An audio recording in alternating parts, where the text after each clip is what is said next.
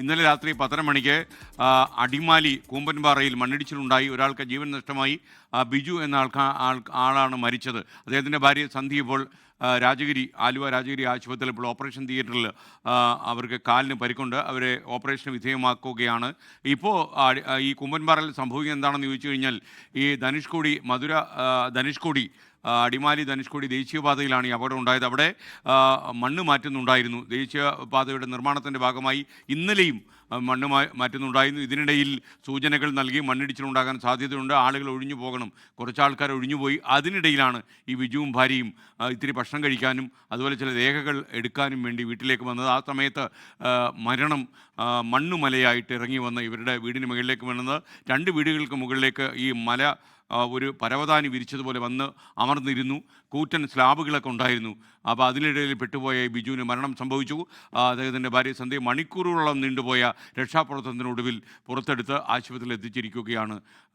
എനിക്ക് തോന്നുന്നത് ഏകദേശം മരണം അവിടെ വെച്ച് തന്നെ ഈ ബിജുവിന് സംഭവിച്ചു എന്നാണ് നമ്മൾ മനസ്സിലാക്കുന്നത്. അനുഭവ സാക്ഷ്യങ്ങൾ അങ്ങനെയാണ്. ഇപ്പോൾ എന്താ സംഭവിക്കുന്നത് ചോദിച്ചാൽ, ഈ അപകടം നടന്ന കൂമ്പൻപാറയിൽ നിന്ന് വീടുകൾ ഒഴിഞ്ഞു പോവുക. അവിടെ ഇനി താമസിക്കാൻ പറ്റില്ല. വലിയ അപകടമാണ്. ഉയരങ്ങളിലേക്ക് നോക്കിയാൽ മലമുടിയിൽ മരണം പതുങ്ങിയിരിക്കുന്ന പോലെ അവർക്ക് തോന്നിപ്പോകും. അതുകൊണ്ട് ആളുകളൊക്കെ വീടൊഴിഞ്ഞു പോകുന്നു. വീടുകളിൽ കയ്യിൽ എടുക്കാൻ പറ്റുന്ന സാധനങ്ങൾ എടുത്തുകൊണ്ട് മടങ്ങിപ്പോവുകയാണ് ഇപ്പോൾ അവിടുത്തെ നാട്ടുകാർ. രാഹുൽ വിജയൻ ഈ കൂമ്പൻപാറയിലെ ഈ സ്ഥലത്ത് നിന്ന് തത്സമയം ചേരുകയാണ്. ദുരന്ത ഭൂമിയിൽ നിന്ന് രാഹുൽ വിജയൻ മണിക്കൂറുകളായി റിപ്പോർട്ട് ചെയ്യുകയാണ്.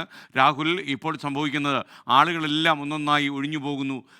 കയ്യിൽ എടുക്കാവുന്ന സാധനങ്ങൾ എടുത്തുകൊണ്ട് മടങ്ങിപ്പോകുന്നു. പക്ഷേ എങ്ങോട്ട് എന്നുള്ള ചോദ്യം ബാക്കിയാകുന്നു. പറയൂ.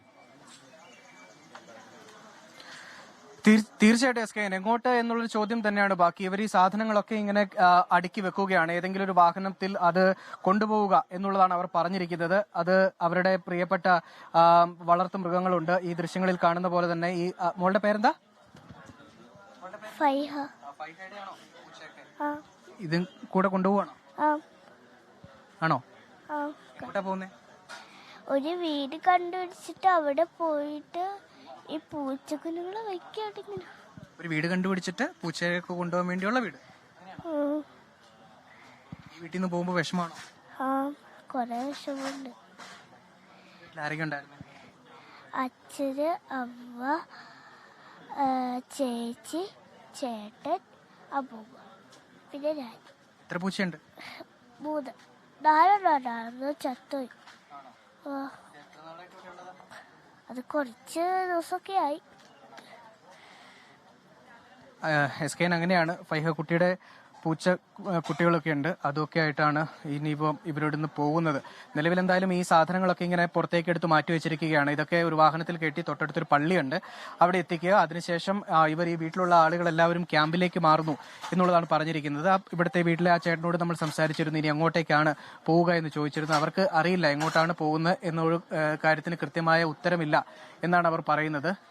അവർക്ക് വാക്കുകൾ കൊണ്ട് വിവരിക്കാൻ കഴിയാത്തത്ര സങ്കടം അവർക്കുണ്ട്. അവർക്കിനി എന്താ ചെയ്യേണ്ടതെന്ന് അറിയത്തില്ല. അത്തരമൊരു അവസ്ഥയിലേക്ക് കഴിഞ്ഞു പോവുകയാണ്. അവരുടെ മാനസികാവസ്ഥ സ്വാഭാവികമായിട്ടും നമ്മൾ മനസ്സിലാക്കുകയും ചെയ്യണം. നമ്മൾ അല്പസമയം മുമ്പ് സംസാരിച്ചാണ്. വീണ്ടും അവരുടെ അടുത്ത് നിന്ന് സംസാരിച്ച് ബുദ്ധിമുട്ടിക്കുന്നില്ല.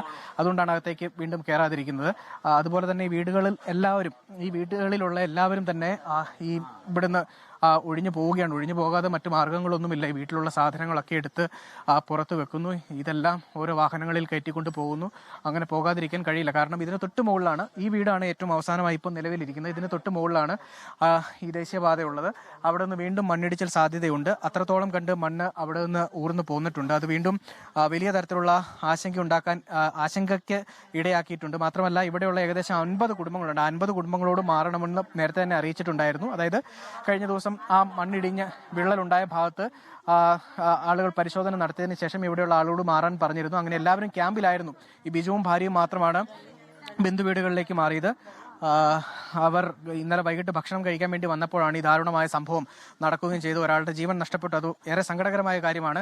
ഇനിയും ഇവിടെയുള്ള ആളുകളുടെ ജീവൻ പണയം വെച്ച് ആളുകൾക്ക് നിൽക്കാൻ കഴിയില്ല. അതുകൊണ്ട് തന്നെ ഇവിടുന്ന് എത്രയും വേഗം മാറുക എന്നുള്ളത് മാത്രമാണ് ഏറ്റവും പ്രധാനപ്പെട്ട കാര്യം. അതിനുള്ള ശ്രമമാണ്, അതിനുള്ള കാര്യങ്ങളാണ് ഇവിടെ നടക്കുന്നത്. ഇത് ഈ അങ്കണവാടിയുമായി ബന്ധപ്പെട്ടുള്ള ആളുകളൊക്കെ ഉണ്ട്. അവരൊക്കെ വന്ന് ഓരോ കാര്യങ്ങളൊക്കെ ചോദിച്ച് മനസ്സിലാക്കുകയൊക്കെയാണ്. ഓരോരുത്തരെയും കൃത്യമായിട്ട് അറിയാവുന്ന ആളുകൾ ആണല്ലേ ചേച്ചി?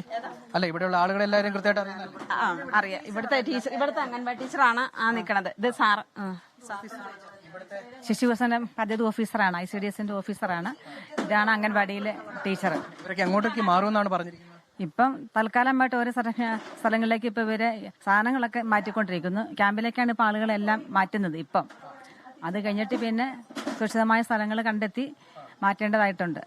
അതിനുള്ള ബാക്കി ഡിപ്പാർട്ട്മെന്റുകൾ എല്ലാവരും ആലോചിച്ച് മാത്രമേ ചെയ്യാൻ പറ്റുള്ളൂ. ഇതെല്ലാം പറയാനില്ല മോനെ, ഇപ്പൊ ഇനി ഒന്നും പറയാനില്ല. ഞങ്ങൾക്ക് പറയാൻ പറ്റുന്ന ഒരു സാഹചര്യം അല്ല ഞങ്ങളുടെ. ഈ വീട്ടിലുള്ള സാധനം എല്ലാം മാറ്റുകയാണ്. എല്ലാം മാറ്റുക. എങ്ങോട്ടേക്ക് പോകുന്നത്? നിങ്ങൾക്ക് പേറിയാ കാണാം, അവിടെ ഇടിഞ്ഞിരിക്കുക. ഇത് പോരും, യാതൊരു കാരണവശാലും പോരായിരിക്കില്ല. അപ്പൊ ഇനി ഞങ്ങൾക്കൊന്നും പറയാനില്ല, ഒന്നും പറയാനില്ല. അതാണ് അവസ്ഥ. അവർക്ക് പ്രത്യേകിച്ച് ഇതിൽ ഇനി എന്ത് പറയാനുള്ളതാണെന്നാണ് അവർ ചോദിക്കുന്നത്. ഈ വീട്ടിലുള്ള സാധനങ്ങളെല്ലാം ഓരോന്നോരോന്നായിട്ട് മാറ്റുകയാണ്. ഈ സാധനങ്ങൾ എവിടെ കൊണ്ടുവെക്കും എന്നുള്ള കാര്യം പോലും അവർക്ക് കൃത്യമായിട്ട് അറിയില്ല എന്നുള്ളതാണ് അവർ പറഞ്ഞിരിക്കുന്നത്. ഇപ്പോൾ എന്തായാലും ക്യാമ്പുകളിലേക്ക് മാറുക, അതാണ് ഇവർ തീരുമാനിച്ചിരിക്കുന്നത്. SK.